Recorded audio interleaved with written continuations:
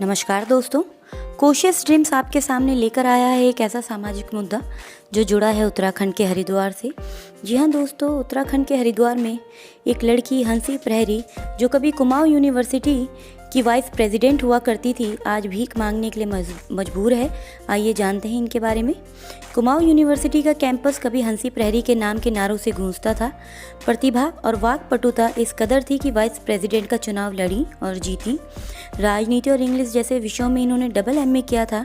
हर किसी को यकीन था कि हंसी जीवन में कुछ बड़ा करेंगी, पर समय का पहिया कब किस ओर घूम जाता है ये पता ही नहीं चलता। जो लड़की कभी विश्वविद्यालय की पहचान हुआ करती थी, जिसके बिना कोई डिबेट कभी पूरी ही नहीं होती थी, वो आज भीख मांगने के लिए मजबूर है। हरिद्वार की सड़कों, रेलवे स्टेशन, बस अड्डों और गंगा के घाटों पर भीख मांगते देखी जाती है।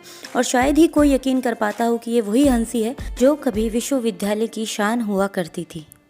उत्तराखंड के अल्मोड़ा जिले के सोमेश्वर क्षेत्र के हवाल बाग ब्लॉक के अंतर्गत गोविंदपुरी के पास रणखिला गांव पड़ता है। इसी गांव में पली बड़ी हंसी 5 भाई बहनों में सबसे बड़ी बेटी है।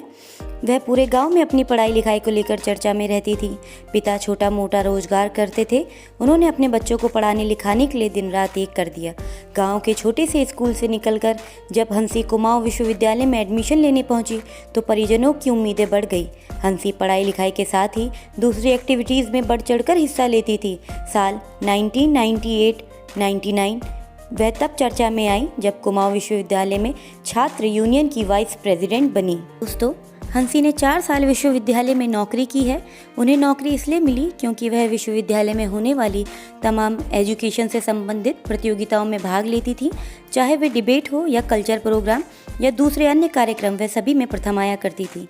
इसके बाद उन्होंने 2008 तक कई प्राइवेट जॉब भी की। 2011 के बाद हंसी की ज़िंदगी अचानक ही बदल गई। शादीशुदा ज़िंदगी में हुई उथल पुथल के बाद हंसी कुछ समय अवसाद में रहीं और इसी बीच उनका धर्म की ओर झुकाव बढ़ा और वो हरिद्वार आ गई। तब से वह अपने परिवार से अलग रह रही हैं। इस दौरान उन्हें कई शारीरिक स्थितियों की गड़बड़ी से भी गुजरना पड़ा। हालांकि अब उन्हें लगता है कि यदि उनका इलाज हो तो उनकी ज़िंदगी पटरी पर आ सकती है। वे दोबारा से अपनी ज़िंदगी की नई शुरुआत करना चाहती हैं। दोस्तों, हंसी 2012 के बाद से ही हरिद्वार में भिक्षा मांगकर अपना और अपने 6 साल के बच्चे का पालन पोषण कर रही हैं। उनकी बेटी नानी के साथ रहती है और बेटा उनके साथ। फर्राटेदार इंग्लिश बोलने वाली हंसी जब भी समय मिलता है अपने बेटे को फुटपाथ पर ही अंग्रेजी, हिंदी, संस्कृत और तमाम भाषाएं सिखाती है।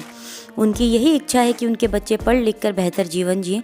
इतना ही नहीं, वे खुद कई बार मुख्यमंत्री को पत्र लिख चुकी हैं कि उनकी सहायता की जाए। कई बार सचिवालय, विधानसभा में भी चक्कर काट चुकी हैं।